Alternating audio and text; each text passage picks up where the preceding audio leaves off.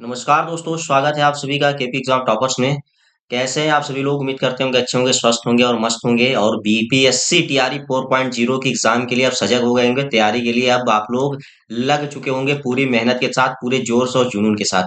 तो दोस्तों, एक महत्वपूर्ण जानकारी आपके लिए लेकर के आया हूँ, जो भी बहुत ही चर्चा में बना हुआ विषय है टीआरई 4 के लिए या बीपीएससी एग्जाम के लिए, कि वन कैंडिडेट वन रिजल्ट।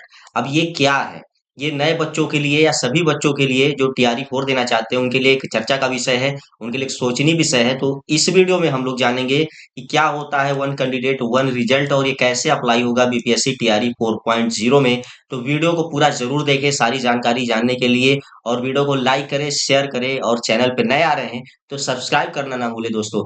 ठीक है, आइए शुरू करते हैं इस महत्वपूर्ण जानकारी को शॉर्ट वीडियो में शॉर्ट तरीके से समझने के लिए। आप लोग इसके बाद समझ जाओगे कि वन कैंडिडेट वन रिजल्ट आखिर होता क्या है और कैसे आपके टीआरई में अप्लाई होने वाला है, कैसे लगने वाला है।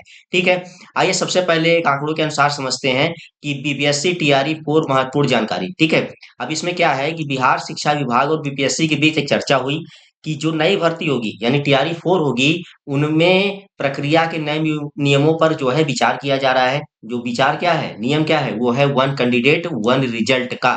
यानी ये फार्मूला लागू होने की संभावना है भी। ये उद्घोषणा नहीं की गई है, या कह सकते हैं ऑफिशियली घोषणा नहीं की गई है।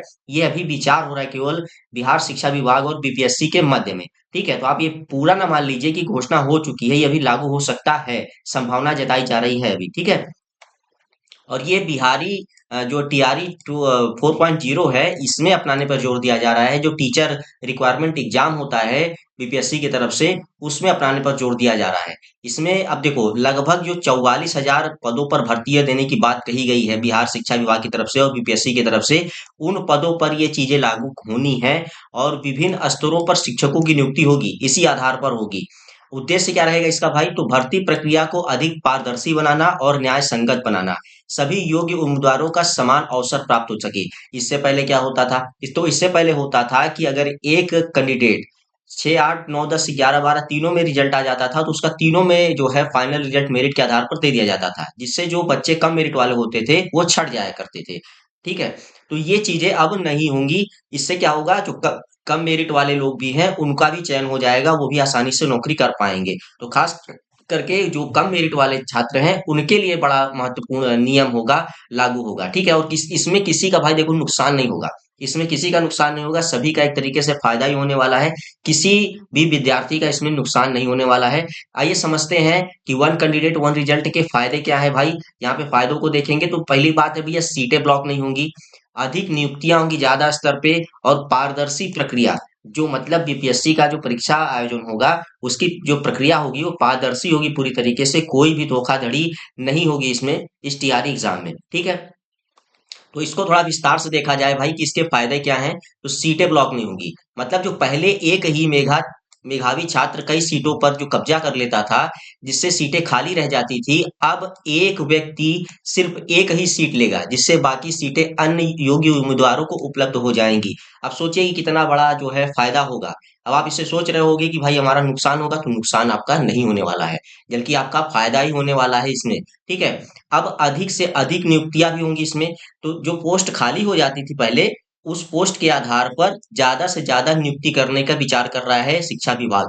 ठीक है, ताकि पोस्ट खाली ना हो, और जितने भी योग्य उम्मीदवार हैं जो आंकड़ों के अनुसार मेरिट पे आ रहे हैं या पॉइंट के आधार पर मेरिट से रह जा रहे हैं, उनको भी जो है नियुक्ति कर दी जाए। तो इस व्यवस्था में उन उम्मीदवारों को फायदा होता है जो बहुत कम अंकों के अंतर से मेरिट लिस्ट से बाहर हो जाते हैं, और क्योंकि वो अब उनके लिए अधिक सीटें खाली होंगी। ठीक है, तो भाई सीधी सी बात है, एक ही रिजल्ट आएगा आपका, आप चाहे तीनों में चयन हो जाओ तो सीटें तो खाली रहेंगी, और आपसे कम मेरिट वाला छात्र है वो भी चयन होने के लिए योग्य हो जाएगा, पात्र हो जाएगा। अब वेटिंग लिस्ट की जो है कम जरूरत है, क्योंकि आपको पता है भाई, बीपीएससी बार बार चिल्लाता है, कैंडिडेट कहते रहते हैं कि वेटिंग लिस्ट जारी कीजिए, वो नहीं जारी करता है। वो सीधे कहता है कि शिक्षा विभाग से कोई अपडेट नहीं है, शिक्षा विभाग से कोई जानकारी नहीं है। क्योंकि एक उम्मीदवार एक ही पद पर जाएगा, इसलिए बाद में खाली होने वाली सीटें जो पहले मल्टीपल सिलेक्शन की वजह से भर जाया करती थी, इसका झंझट ही कब खत्म हो जाएगा भाई। तो आप समझ लीजिए कि वेटिंग लिस्ट की आवश्यकता ही नहीं होगी। वेटिंग लिस्ट की आवश्यकता ही नहीं होगी, ज्यादा से ज्यादा लोगों का सिलेक्शन होगा।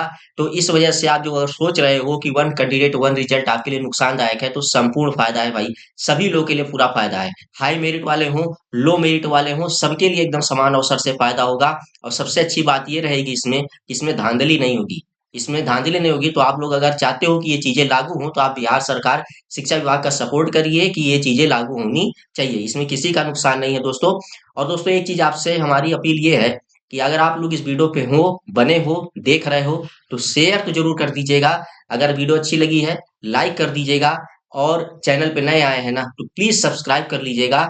आगे आने वाले बिहार शिक्षक भर्ती या किसी अन्य राज्य की शिक्षक भर्ती या किसी अन्य वनडे कॉम्पिटिटिव एग्जाम की तैयारी के लिए हमारे चैनल पे बहुत अच्छी अच्छी क्लासेस दी जाती हैं, फ्री ऑफ कॉस्ट दी जाती हैं, उसके पीडीएफ नोट दिए जाते हैं फ्री में। ठीक है, तो सारी चीजें आपको यहीं पे अवेलेबल हो जाएंगी। तो वीडियो को लाइक शेयर और चैनल को सब्सक्राइब जरूर कर देना। धन्यवाद।